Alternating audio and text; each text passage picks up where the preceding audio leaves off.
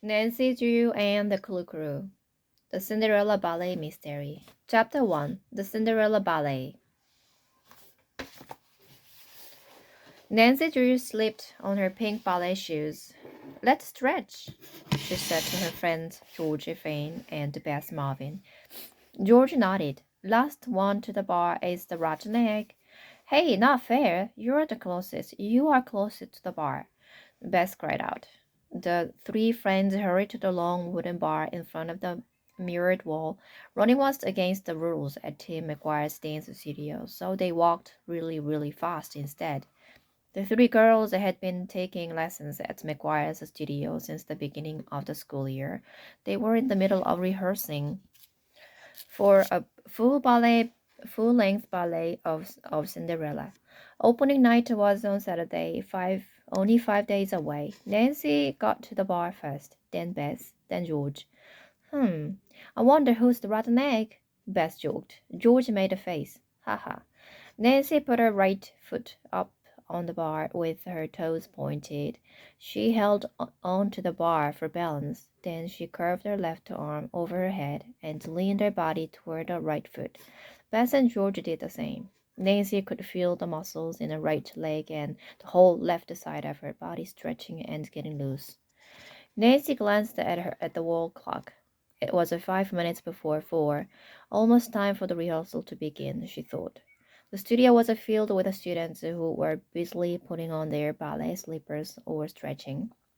Nancy noticed that Mr. McGuire was off in the corner talking on his tiny silver cell phone.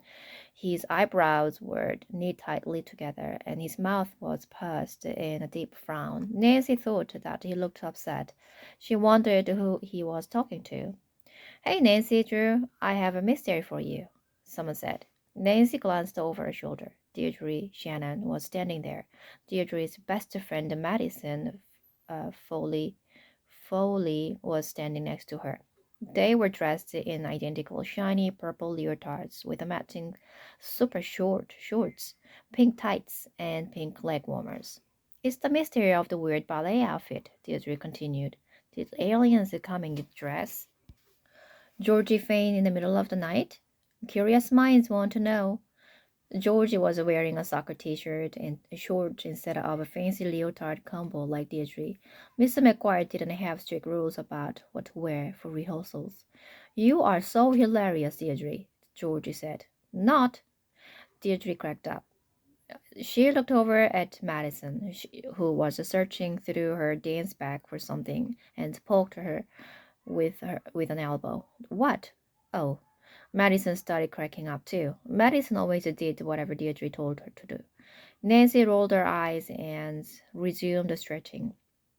She and her friends were used to getting all kinds of attention, even teasing about the Clue Crew. The Clue Crew was Nancy, Bess, and George's mystery solving club. Their headquarters were located in Nancy's room. They stored their clues in one of Nancy's desk drawers. George kept track of their cases on Nancy's computer. Just then, a boy named Gregory Alfredo Alfredo came up to the girls. He was wearing a black t-shirt with the words Dancing Fool on it, black sweatpants, and black ballet shoes. He gave a friendly wave. Hi, Gregory said. My mom made some chocolate chip cookies. Does anyone want one?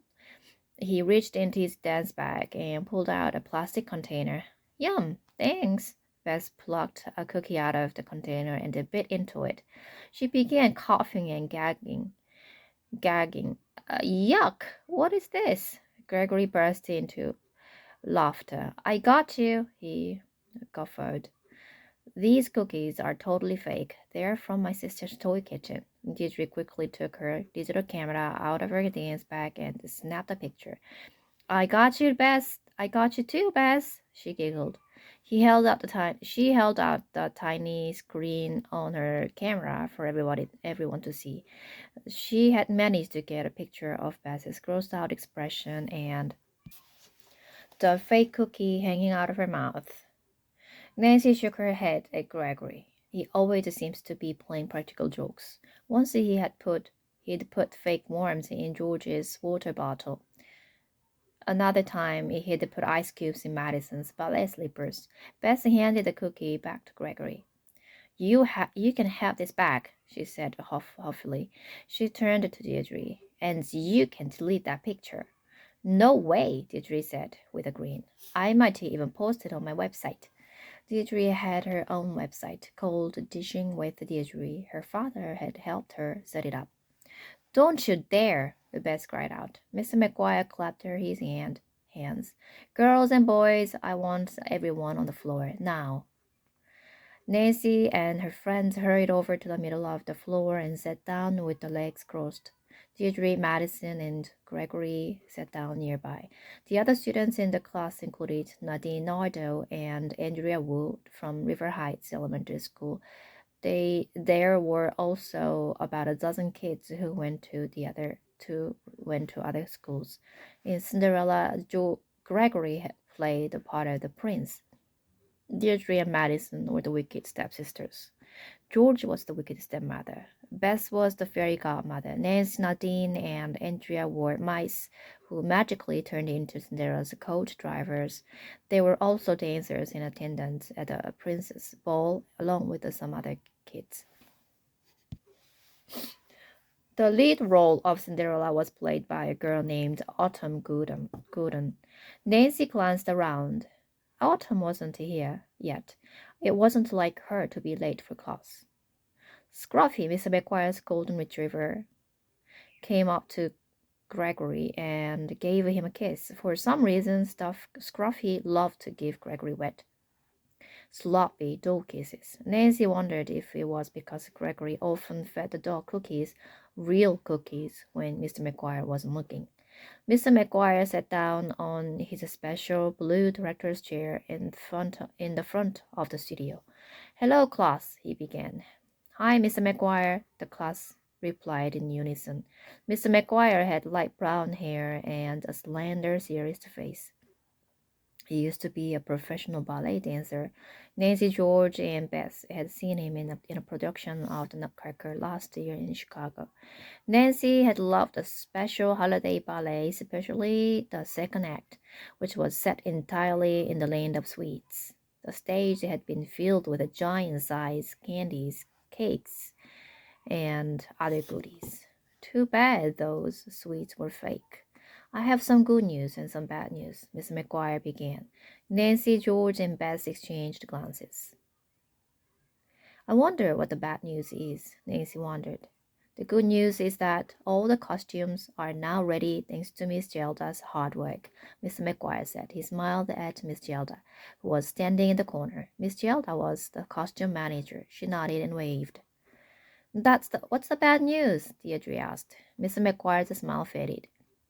I just got a call from Autumn's mom, he said. Autumn tripped on the stairs this morning and sprained her ankle. Fortunately, nothing's broken, so she's going to be fine in a couple of weeks. Unfortunately, she won't be able to dance the part of Cinderella. Nancy gasped. Poor Autumn. She had been practicing so hard for her wonderful starring role. Now she wouldn't be able to be in the ballet at all. So, who's going to be the new Cinderella? A girl named Melanie asked him. Mr. McGuire turned to Andrea, who was sitting in the back row. Well, it only makes sense that Andrea should be the new Cinderella, since she's the understudy, he replied. Nancy remembered that an understudy was someone who learned a starring role in case he or she might have to be a substitute at the last minute. Yay! Andrea squealed happily. I feel really bad for Autumn, but I'm really glad I get to be Cinderella, and I already know all the dances. A boy named Rich, who was sitting next to Andrea, gave her a high five. Other kids congratulated her too. Just then, a pink ballet slipper came flying through the air. It hit the mirrored wall and fell to the ground. Nancy recognized Nadine's shoe. That's not fair, Nadine cried out.